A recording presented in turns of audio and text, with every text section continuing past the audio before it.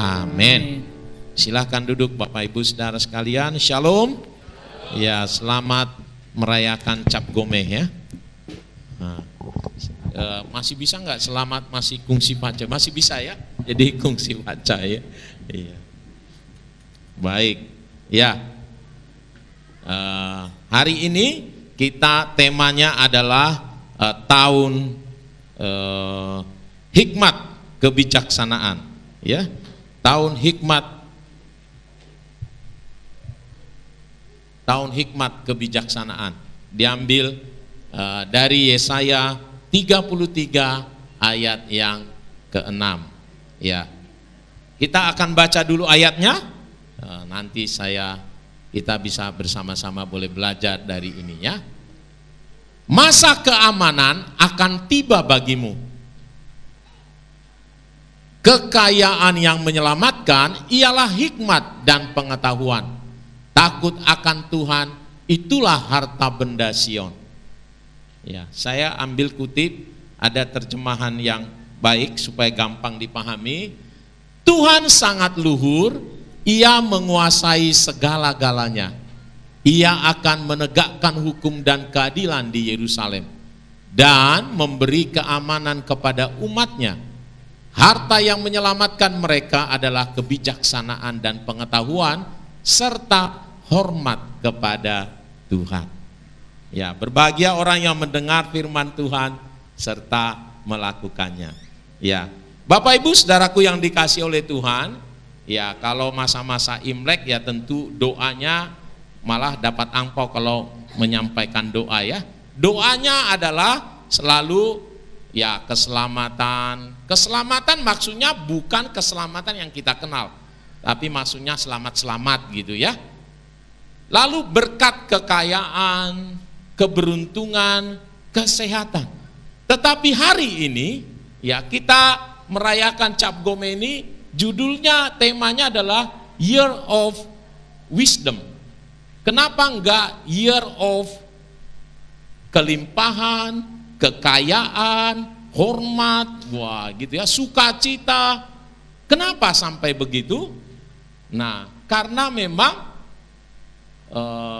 wisdom jauh lebih tinggi daripada ini semua. Ya, saudara ingat waktu Tuhan berkata kepada Salomo, apa yang kau kehendaki katanya, minta akan kuberikan. Waktu ditanya kepada Salomo, ternyata Salomo meminta, aku minta hikmat ya Tuhan katanya. Kaget Tuhan, dia bilangin, aku pikir engkau akan meminta kekayaan. Ternyata kau minta adalah hikmat. Karenanya aku berikan engkau hikmat berikut kekayaan. Ya, saudaraku, ya ternyata Alkitab menjelaskan hikmat itu lebih tinggi dari kekayaan. Ya. Bahkan lebih tinggi dari segala sesuatu yang diinginkan manusia. Hikmat jauh lebih tinggi. Ya. Lihat Amsal 8 ayat 11 berkata, karena hikmat lebih berharga daripada permata. Apapun lebih tinggi atau lebih berharga dari apapun yang diinginkan orang. Hikmat tidak dapat menyamai semua itu. Wow. Hikmat lebih tinggi daripada permata, bahkan lebih tinggi daripada semua yang diinginkan. Hikmat itu tidak dapat, yang semua itu tidak dapat menyamai hikmat itu. Pantasan Salomo, dia pintar sekali memilih hikmat daripada kekayaan. Jadi tema ini luar biasa ini ya. Ya, tema ini luar biasa. Bukan hanya itu, hikmat ini tadi masa keamanan akan tiba bagimu tentu jika hikmat. Kenapa saudaraku? Bijaksana, hikmat Tuhan itu membuat kita bebas dari malapetaka. Itu masalahnya. Ya. Hikmat itu membebaskan kita, melepaskan kita dari malapetaka. Lihat ayatnya, saudaraku. Ya. Setiap orang yang mendengar perkataanku ini dan melakukannya, ia sama dengan orang yang berhikmat, yang bijaksana, yang mendirikan rumahnya di atas batu. Kemudian turunlah hujan dan datanglah banjir. Lalu angin melanda rumah itu, tetapi rumah itu tidak rubuh sebab didirikan di atas batu. Saudaraku, apa yang membuat orang jatuh miskin adalah malapetaka. Resiko, ya. Apa yang membuat orang tadinya kaya raya bisa jatuh miskin? Malapetaka. Sekarang ini kita diperhadapkan dengan berita mengenai virus corona, ya, di Wuhan, dimulainya di sana, sekarang mempengaruhi ekonomi Cina. Yang sebelumnya Presiden Cina berkata, tidak ada kekuatan apapun yang bisa mengalahkan kekuatan ekonomi Cina.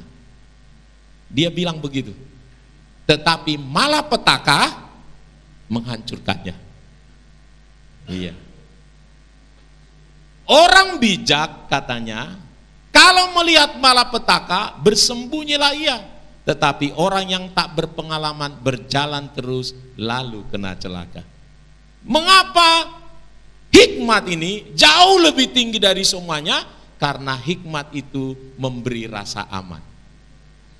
Itulah keamanan tadi. Masa keamanan akan tiba, semua risiko karena hikmat.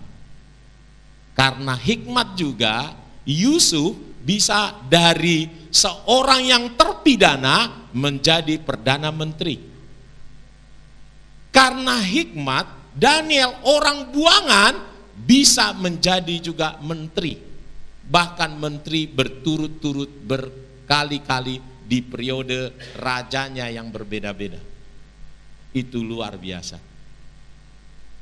Oleh karenanya kita penting sekali berhikmat. Amin. Nah, bilang samping kirinya, ternyata yang penting adalah berhikmat, ya. Ya. Jadi lebih tinggi hikmat daripada kekayaan, permata, bahkan semua yang diinginkan orang katanya. Gak bisa, hikmat ini gak bisa menyamai itu semua. Kenapa? Karena hikmat juga membebaskan kita dari malapetaka. Ada keamanan. Hikmat Tuhan itu luar biasa. Jadi ini luar biasa kalau sampai kita membuat berpedoman tahun ini kita mau buat menjadi tahun hikmat Tuhan. Saya menjadi orang yang bijaksana. Tahun ini saya mau jadi orang bijaksana. Coba bilang samping kirinya, tahun ini saya mau jadi orang bijaksana. Oke ya. Nah sekarang bagaimana menjadi bijaksana? Oke ya. Yang pertama adalah ini firman Tuhannya berkata, takut akan Tuhan adalah permulaan pengetahuan, tetapi orang bodoh menghina hikmat dan didikan. Amsal 9 ayat 10 berkata, permulaan hikmat adalah takut akan Tuhan dan mengenal yang Maha Kudus adalah pengertian. Jadi memulai untuk jadi orang berhikmat adalah takut akan Tuhan. Takut akan Tuhan. Jadi yang utama itu kalau nanti kita kalau punya anak, yang orang tua yang punya anak, yang pertama diajari ke anaknya, jangan sekolahnya yang harus bagus apa enggak. Pertama sekali takut akan Tuhan. Itu yang utama. Karena ternyata walaupun dia sekolahnya tinggi, bagus di sekolah yang bagus, kalau enggak takut akan Tuhan, tidak ada gunanya. Benar tidak? Ya, saya pernah nonton di YouTube. Dia bilangin bangga sekali dia punya anak. Anak saya sekarang sudah S2, punya perusahaan bagus begini. Lalu Kamu di mana anakmu? Anak saya nggak kuliah. Dia membantu-bantu pelayanan katanya. Lalu anak yang tadi yang banggakan ini datang. Ma, kenapa? Kamu ngapain? Tadi saya udah bilang begini. Mami kok di sini dong? Wah, dimarahin mamanya. Sementara yang tadi yang datang anaknya. Halo ma, dikasih bunga sama anaknya, lalu dipeluk mamanya. Waduh, lalu dia baru sadar, iya ya, yang penting ini adalah bukan soal itu. Iya benar gak saudaraku? Iya. Ya, saya percaya orang tua pasti lebih suka anaknya orang baik daripada orang kaya tapi jahat, ya kan? Iya. Tentu nggak mau juga kita orang baik walaupun miskin, ya. Tentu kalau dia sudah baik, nggak mungkin miskin, itu masalahnya. Benar saudaraku, nggak mungkin. Yang orang jahat miskin ada, ya kan? Karena kejahatannya dia jadi miskin. Mungkin ada orang baik tidak kaya, memang mungkin. Tetapi itu jauh lebih baik daripada orang kaya tapi jahat, nggak ada gunanya. Ya, banyak itu di YouTube dibuatin nggak kayak drama gitu ya, anak-anak yang durhaka sama orang tua ya. Jangankan itu, kita terkenal ada maling kundang, ada ya kan. Jadi bukan itu. Kepada anak saya bilangin, nak, kalau papi ini besok-besok mewariskannya, kamu sekolah setinggi-tingginya, semampunya saya boleh, kemana aja boleh, gitu. Karena yang utama buat saya percaya bukan soal berapa yang kita bisa kumpulkan untuk anak kita, ya. Ya. Saya ada klien saudaraku ya, dia pusing 7 keliling mikirin pembiayaan untuk anaknya, padahal dia kaya raya. Menurut saya kalau normal anaknya, rasanya 7 turunan pun tidak habis. Tapi dia takut luar biasa. Kenapa? Anaknya nakal.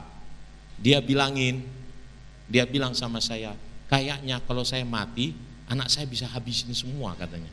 Cucu saya nggak dapat gitu. Jadi dia tanya saya, bagaimana caranya supaya cucunya yang dapat, bukan anaknya. Nah matilah kita ya kan? Masa sampai kayak gituan. Karena ternyata memang bukan. Jadi penting sekali kita jadi takut akan Tuhan. Yang utama itu takut akan Tuhan. Takut akan Tuhan itu bagaimana? Apakah kita takut ke gereja? Wah, takut berdoa? Bukan. Takut akan Tuhan adalah benci kejahatan katanya. Amsal 8 ayat 13. Takut akan Tuhan ialah membenci kejahatan. Benci kepada kesombongan, kecongkakan, tingkah laku yang jahat, dan mulut penuh tipu muslihat. Nah ini artinya takut akan Tuhan. Jaga kekudusan. Kalau orang takut akan Tuhan, takut berbuat dosa. Takut berbuat dosa. Takut salah. Nah ini. Yang sekarang ini susah. Ya, karena sekarang nilai-nilai kekudusan lagi drop. Ya. Banyak orang sembarangan. Kayaknya tipu-tipu enggak masalah. Kalau dagang tipu-tipu enggak untung katanya, enggak cuan. Kalau enggak tipu-tipu. Padahal itu salah betul, enggak benar. Ya. Orang yang takut akan Tuhan ya membenci kejahatan. Ya, anak-anak muda di sini harus jaga kekudusan. Ya.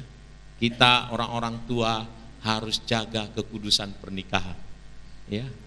Jangan ngombar bilang istri orang sayang gitu, sementara di rumah jarang dibilang sayang. Iya. Saya dulu waktu kerja, saya bingung, ya. Itu antar karyawan ini panggil temannya ya sayang gitu. Halo sayang, tolong sayang, ambilkan dulu ini sayang. Waduh, jangan-jangan di rumahnya nggak pernah bilang sayang sama pasangannya ya. Nggak usah lah ya. Jaga kekudusan ya. Istri orang jangan dibilang sayang, bahaya ya. Nanti jadi benaran, jadi akhirnya selingkuh dia. Ya. Mari kita menjadi takut akan Tuhan. Itu poin yang pertama untuk menjadi bijaksana. Takut akan Tuhan. Nanti kalau kita takut akan Tuhan, nah itu adalah permulaan orang-orang berhikmat. Lalu setelah itu, yang kedua untuk bertumbuh, tadi memulainya adalah takut akan Tuhan, mau dinasehati, mau belajar, ya, mau menerima didikan. Ya, persoalan banyak orang adalah tidak mau mendengar nasihat. Ya, tidak mau dididik. Ya. Tentu didikan di sini untuk jadi berhikmat, karena hikmat itu datangnya dari Tuhan, lebih banyak kepada firman.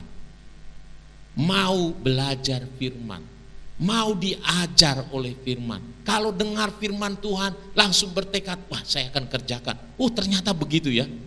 Nah, tadi misalnya kita dengar, wah ternyata mula dari hikmat itu adalah kalau saya takut akan Tuhan, saya mau jaga kekudusan, saya mau membenci kejahatan, mulut saya tidak mulut dengan penuh penipuan, saya mau tidak sombong, ya, tidak ada kata-kata yang menyakiti orang. Nah ini namanya memulai dengar firman Tuhan baru menangkapnya ya. Amsal 8 ayat 33 berkata, dengarkanlah didikan maka kamu menjadi bijak. Iya kan? Dengarkan didikan maka kita menjadi bijak. Janganlah mengabaikannya. Kalau Amsal 9 ayat 9, berilah orang bijak nasihat, maka ia akan menjadi lebih bijak. Ajarilah orang benar, maka pengetahuannya akan bertambah. Jadi untuk jadi orang bijaksana itu selain yang pertama tadi takut akan Tuhan, yang kedua adalah mau dengar nasihat, mau dengar didikan. Kalau dengar firman Tuhan apalagi ya gitu. Ya, saya dulu waktu MLM, ikut MLM zaman baheula lah ya, belasan tahun yang lalu, saya ikut ke seminar mana saja, bawa catatan. Kenapa? Karena saya penting sekali belajar. Ya kan? Pengen tahu. Ya. Waktu saya training juga di pekerjaan, itu ada training di mana gitu, wah malah bayar, pergi supaya saya lebih pintar, catat. Wah saya catatin. Kenapa? Karena saya pengen lebih pintar lagi. Nah kalau di dalam Tuhan ini yang jarang. Banyak jemaat Tuhan datang, duduk, dengar. Nanti kalau pendetanya ada yang lucu baru ketawa. Kalau ada pengajaran ngantuk, iya kan? Di sini sih enggak, kelihatan semua wajahnya. Wah gitu. Di sana itu loh. Aduh, sampai kita stres kalau khotbah itu stres kita. Gimana ini ya? Karena nah yang repot ada yang lihat-lihat jam lagi. Wah, dia mungkin liatin Pak Pendeta lama sekali nih ngomongnya nih. Saya udah mau belanja nih, mau ke mall atau apa gitu ya, atau mau makan lontong gitu. Aduh, tapi di sini nggak ada ya. Mari kita belajar. Ya, saya jadi diangkat kemarin itu waktu bulan Desember, diangkat jadi ketua asosiasi, ketua se-Jawa Tengah, asosiasi agen asuransi kerugian. Ya, lalu saya ditanya, kenapa agen ini begini gitu ya, susah, ditanyain nggak tahu, banyak menipu, banyak ini katanya ya. Nah, lalu waktu ditanya, memang saya bilang, kenapa orang itu bisa begitu? Karena tidak pernah belajar. Ya. Lalu saya waktu di pertemuan agent, saya kumpulin anggotanya, saya tanya, siapa di sini yang sudah agent lebih dari 20 tahun? Yang angkat tangan setengah. Lalu saya tanya, polis. Ya. Beberapa pertanyaan yang saya buatin, ada 5 pertanyaan dari yang pengalaman 20 tahun ini, ya, hanya 1 yang bisa menjawab. Lainnya nggak ada jawaban atau salah menjawab. Mengapa bisa begitu? Karena terbiasa dia tidak pernah belajar. Saya lalu cerita, kalau seandainya setiap saat kita belajar 20 tahun, mungkin kita sudah jadi profesor. Harusnya kita jadi profesor. Ya. Nah, termasuk di gereja sama. Ada orang yang ke gereja mulai dari sekolah minggu, ya, mulai dari sekolah minggu sudah ikut gereja sampai sudah tua, tapi tetap saja tidak mengerti banyak Alkitab. Kenapa? Tidak belajar dengan baik. Boro-boro menjadi orang bijaksana, jadi dia tetap bisa menjadi bulan-bulanan si jahat jadinya. Coba seandainya dia kenal kebenaran firman Tuhan, dia akan meraih kemenangan demi kemenangan dalam hidupnya. Jadi jangan mau saudaraku menjadi tidak mengerti kebenaran firman Tuhan. Kita menjadi bulan-bulanannya si jahat. Ya, kalau kita tahu kebenaran firman Tuhan, kita bisa meraih janji-janji Tuhan itu. Kita bisa tinggal dalam kebenarannya. Ya. Karena orang berhikmat, orang bijaksana itu tadi adalah orang yang mengerti firman Tuhan.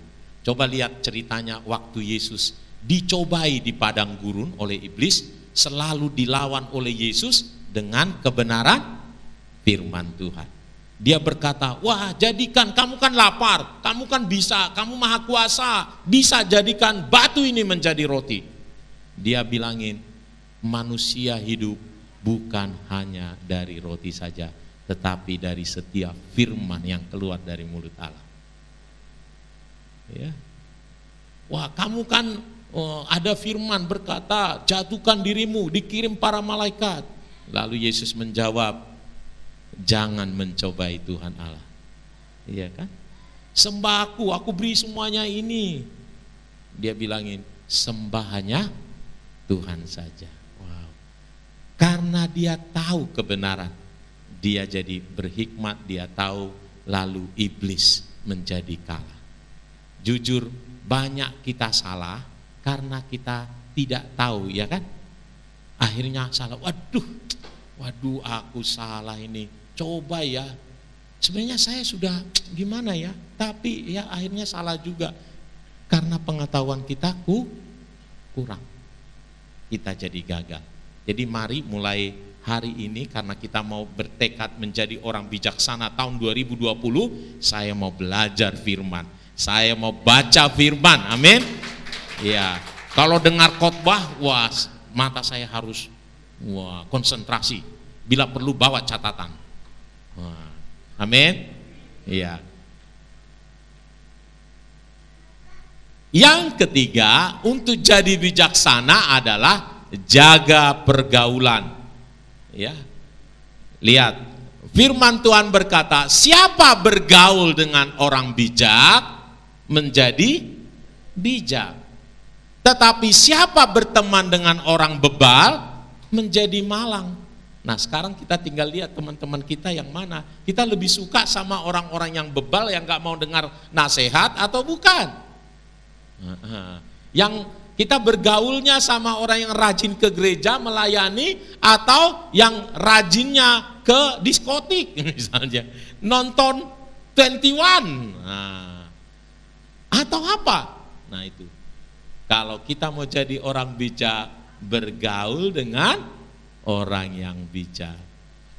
Ya, sebenarnya ini sudah dipakai oleh orang-orang yang, kalau yang motivator itu selalu dia bilangin, ya, mereka bilangin bergaul, kalau siapa kamu akan menjadi sama dengan orang-orang yang menjadi teman-temanmu, ya.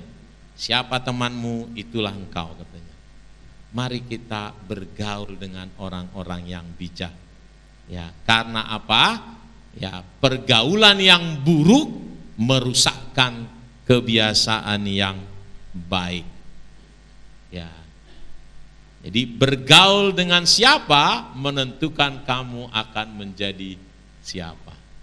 Ya, ada anak Tuhan, kapan hari itu saya tanya sama dia, kenapa kalau kau bergaulnya sama yang sama hobimu, maka saya pastikan hobimu sama dengan hobi mereka, lalu kamu akan habis uangnya untuk mengerjakan hobimu itu. Ya, lalu dia cerita, iya bang katanya.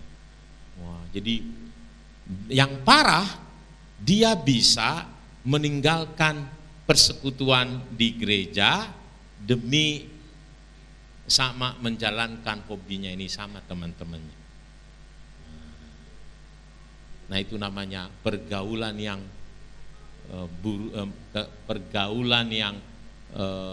buruk merusak kebiasaan yang baik. Ya, mari kita jaga, lihat, jangan mau bergaul dengan orang-orang yang negatif. Nanti kita ikut-ikutan. Ya, bahaya, jadi negatif. Ya, satu kali ada seorang karyawan, dia bersyukur sekali bekerja di perusahaan, memang perusahaan keluarga gitu ya. Jadi dia senang sekali, dia bekerja dengan keras, walaupun gajinya gak seberapa. Mungkin gajinya di bawah UMR, tapi dia bersemangat, sudah bagus ini. Satu kali dia berteman sama orang yang negatif, dia berkata, waduh, kamu sudah bertahun-tahun kerja sama bapak itu, gajimu cuma segitu dikasihnya. Wah, dia gak hargai kau nih, katanya. Wah, dia pulang, dia pikir-pikir, dipikir-pikir dia, akhirnya dia datanglah sama bosnya. Pak, aku sudah lama kerja sama bapak, tapi gaji saya kok nggak bisa sebesar UMR. Lalu orangnya bilangin, iya, saya mau naikin gajimu, UMR-nya lebih tinggi lagi. Uang kita nggak ada, nggak bisa, nggak sanggup saya menggajimu seperti itu. Ya kalau enggak, saya keluar aja. Ya apa boleh buat, ya sudah, mau bilang apa saya, katanya. Akhirnya dia keluar karena emosi dan dia jadi pengangguran. Hanya karena salah bergaul, salah punya kawan ya. Nah, begitu juga ibu-ibu tetangga. Dia sayang sekali sama suaminya. Sayang sama suaminya. Ya, ulang tahun, ya suaminya ya selama ulang tahun lah ya gitu. Ya, dia bergaul sama tetangga yang mulutnya cerewet. Ya, dia bilang, jadi suamimu gak ada ngasih apa-apa waktu kamu ulang tahun. Wah, kalau suamiku, wah kasih bukan hanya bunga, wah dikasih perhiasan, bu gini. Wah, suamimu itu dipertanyakan, sayang gak sama kau? Wah, pulang-pulang dia tanya suaminya, tapi sayang gak sama aku? Masa ulang tahun aku ndak dikasih apa-apa, cuman ucapan selama ulang tahun aja. Tapi sayang nggak? Aku sayang, apalagi ya kalau saya nggak bisa kasih apa-apa ya karena belum ada, nanti doakanlah ya aku sukses. Ya, semua gajiku kan saya kasih tiap bulan sama kamu, jadi saya ada apa lagi? Masa saya harus tipu-tipu di luar untuk ngasih hadiah sama kamu? Kan nggak lucu. Mam, mintalah duitnya. Kenapa? Mau saya kasih hadiah untuk ulang tahun. Ya kan aneh. Tapi karena dia dasar sudah terpengaruh sama mulut tetangga, akhirnya ribut. Dan mulai hari itu tidak ada kecocokan lagi, dan rame akhirnya bisa cerai. Pergaulan yang buruk merusak kebiasaan yang baik. Hati-hati. Jadi langsung jauhi orang-orang yang negatif. Kalau nggak bisa, kita tenangkan, ya kan? Kalau bisa kita tenangkan, kamu jangan negatif lu, bahaya lu gini. Oh gitu ya? Kok kamu bisa begitu? Ya, kamu ikut GKKD. Nah itu cocok. Supaya kamu berubah. Nah itu. Tapi kalau kita nggak bisa, sudah tinggalin aja, ya kan? Mari kita menjadi bijaksana. Dengan cara yang ketiga tadi, bergaul dengan bukan orang yang bijaksana. Bergaulnya kepada sesama anak Tuhan. Jadi bersekutu dan bergaullah dengan orang yang senilai dan sevisi. Maka itu akan menguatkanmu, membuat engkau makin bijaksana lagi. Ya, marilah kita saling memperhatikan supaya kita saling mendorong dalam kasih dan dalam pekerjaan baik. Janganlah kita menjauhkan diri dari pertemuan-pertemuan ibadah kita seperti dibiasakan oleh beberapa orang, tetapi marilah kita saling menasihati dan semakin giat melakukannya menjelang hari Tuhan yang mendekat. Amin. Ya. Mari kita menjadi bijaksana.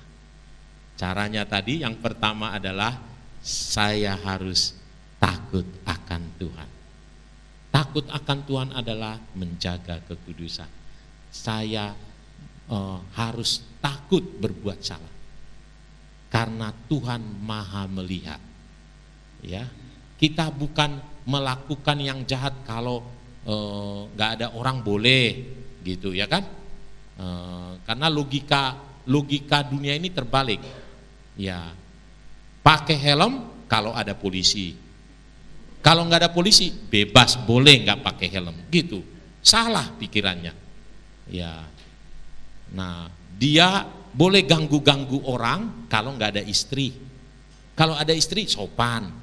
Kalau di gereja jadi alim. Kalau di luar, nggak tahu. Ya, hari Minggu jadi orang kudus, hari Senin sampai Sabtu kudis. Aduh, itu logika dunia. Kenapa? Dia lebih takut pada manusia daripada Tuhan. Padahal Tuhan ada di mana-mana. Dia bisa lihat kemana kita. Ya, kami menasihati anak kami selalu kita bilangin, kamu jangan takuti saya ini terbatas. Gak bisa lihat kamu 24 jam. Kemana kamu pergi, saya gak bisa ikuti kemana-mana. Mata saya gak bisa taruh di bajumu di mana gitu, gak bisa. Tetapi Tuhan ada di mana-mana. Jadi dia bisa takut akan Tuhan. Mari kita sadari begitu. Kalau setiap kita menyadari aku anak Tuhan dan Tuhan ada di mana-mana, wah, saya percaya kita jadi orang yang jaga kekudusan. Ya, dulu saya punya karyawan ya. Kalau saya datang, langsung rajin luar biasa di depan komputer, gitu. Kalau pergi langsung ke depan komputernya langsung game, teng dong, aduh, santai ngobrol sana ngobrol sini ya gitu ya. Tapi kalau kita pas ada, kayaknya orang super sibuk luar biasa, kayak. Tapi kalau nggak ada, nah itu. Padahal bos dia sesungguhnya adalah Tuhan. Karena kita bekerja katanya bekerja seperti kepada Tuhan, bukan pada manusia. Nah coba, kalau Tuhan tidak bisa dibohongi, jadi itu juga penghinaan loh, sama Tuhan itu penghinaan. Kalau sampai kita punya gaya hidup begitu, masa orang lebih kita takuti daripada Tuhan? Wah, itu bisa tersinggung Tuhan. Ya, kalau saya itu ya dia tersinggung ya, cuman Tuhan tidak tahu karena dia luar biasa aja. Ya, dia bisa waduh ngeri itu. Ya, kita aja manusia, kok jadi kamu lebih takut pada dia daripada saya, gitu ya. Orang tua bisa marah kepada anaknya, kok ini papamu loh, masa kamu lebih hormat sama orang daripada papamu? Wah, gitu dia kan. Mari kita ya takut akan Tuhan. Yang kedua, mau terus belajar mencintai kebenaran firman Tuhan. Ya, orang-orang, Mazmur 1 berkata, orang-orang yang kesukaannya ialah Taurat Tuhan, dia akan berhasil. Apa saja yang diperbuatnya berhasil. Ya, sementara banyak orang dunia ini untuk jadi orang berhasil bayar harganya sampai ke Gunung Kawi. Ya. Bahkan bisa berdoa ya kemana bilangnya, atau jam 12 katanya. Padahal ini cuman kalau Soarigel kan cuman di Bubaan, gak jauh-jauh ya. Iya. Bayar harganya, coba mestinya kita punya rasa keinginan yang luar biasa mencintai kebenaran firman Tuhan, nah kau akan lihat saudaraku mukjizat terjadi atas hidupmu. Ya, saya sama istri mengalami banyak mukjizat saudaraku. Bulan-bulan ini kami mengalami banyak mukjizat. Ya, saya mengalami mukjizat kesembuhan. Bayangkan saya sudah pening luar biasa, tensi sudah tinggi sekali. Ya, saya nggak bisa jalan begini nih. Gak bisa jalan saudaraku, panas lagi. Jam 10 malam dibawa ke rumah sakit. Besok paginya harus berkhotbah. Coba, saya sudah bilang sama istri, wah kamu aja yang khotbah lah ya.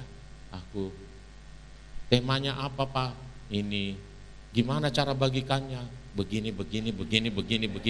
Waduh, udah Pak, udah lebih bagus papi sembuh membawa firman ya katanya.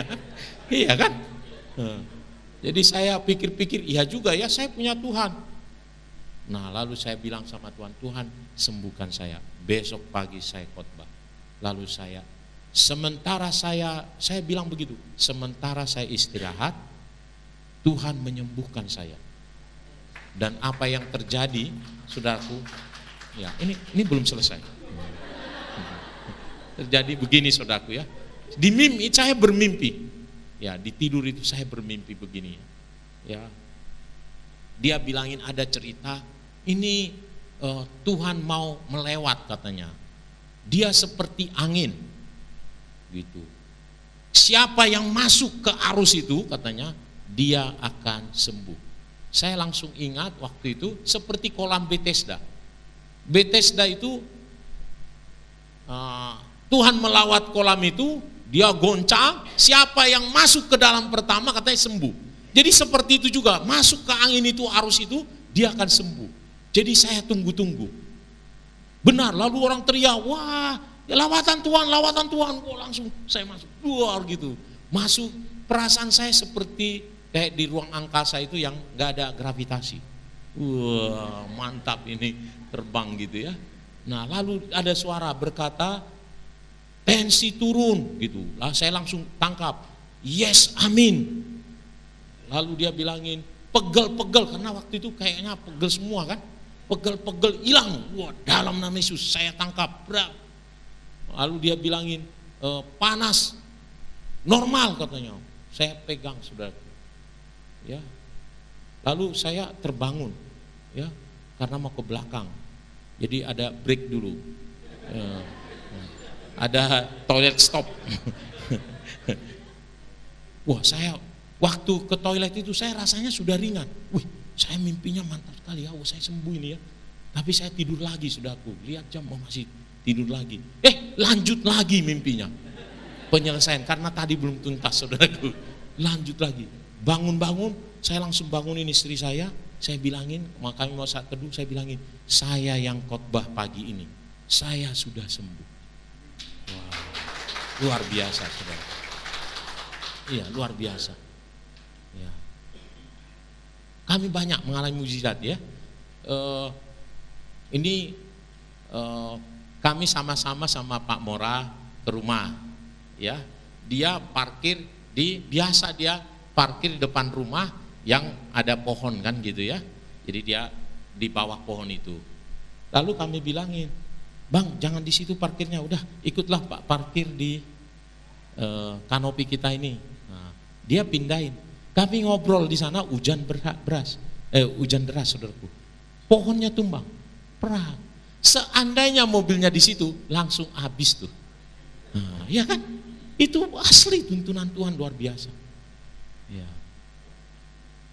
Tuntunan Tuhan luar biasa. Di pekerjaan juga saya diberkati. Tuhan, saya bilang Tuhan, bulan Januari adalah bulan yang susah sekali.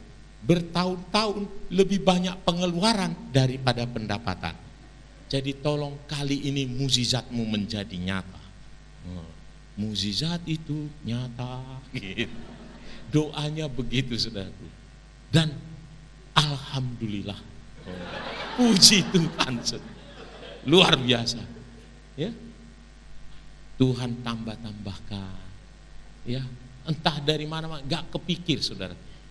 Pak saya tolong saya Pak, ini saya si Anu Pak, ini saya direkomendasikan oleh Bapak Sianu begini-begini, saya mau pakai jasa Bapak untuk asuransikan ini. Oh iya, oke. Nah gitu aja kan. Dan bisa memenuhi semua pengeluaran. Ya, saya sampai kesaksian sama anak saya waktu saat teduh. Wah, puji Tuhan, hari ini, bulan ini, selama bertahun-tahun, selalu bulan Januari adalah bulan mengeluarkan tabungan untuk biaya. Tapi kali ini tidak, saudaraku. Wow. Mari kita mulai. Saya percaya tahun ini adalah tahun tadi bijaksana itu tadi. Mari kita menjadi orang yang bijaksana. Jadi tahun ini kita diberkati oleh Tuhan karena bijaksana. Dijauhkannya termasuk malapetaka, keamanan. Keamanan terjamin. Tuhan memberkati. Mari kita datang kepada Tuhan, saudaraku.